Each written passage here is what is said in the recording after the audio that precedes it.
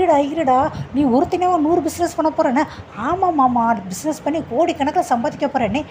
கோடிக்கணக்கில் சம்பாதிக்க போறியாடா? ஆமாண்ணே, கோடிக்கணக்கில் சம்பாதிச்சு. சரி மாமா, இந்த குன்னக்குடியெலாம் எவ்வளோ ஸ்கொயர் ஃபீட் இருக்கும்னே.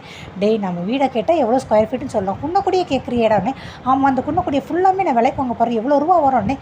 குன்னக்குடி எல்லாத்தையுமே வாங்க போறியாண்ணே? ஆமாண்ணே அப்படிங்கிறாங்க.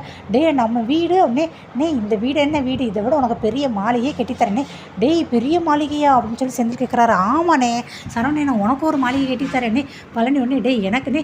மாமா உனக்கு எத்தனை வேணும் சொல்லு மாமா, உங்களுக்கு இல்லாமல் ஏன் 2 என்ன எத்தனை வேணாலும் உங்களுக்கு மாளிகை கட்டித்தரேன் அப்படிங்கிறாங்க.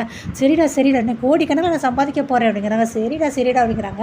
அதுக்கடுத்து மைக்கில் பேசுகிற மாதிரி, அதாவது இந்த உருப்படாமல் போனவன், வீண் பேச்சை பேசுகிறவன், பேசாமல் போகிறவன், இவெல்லாம் பேச்சை கேட்க மாட்டான் அப்படின்னு சொல்கிறவங்க எல்லாருமே கண்டிப்பாக நடப்பின ஒரு பிஸ்னஸ் பண்ணி முன்னேறுவோம் அப்படின்னு சொல்லி எல்லாருமே ஓன்னு கை தட்டுறாங்க, என்ஜாய் பண்ணுறாங்க.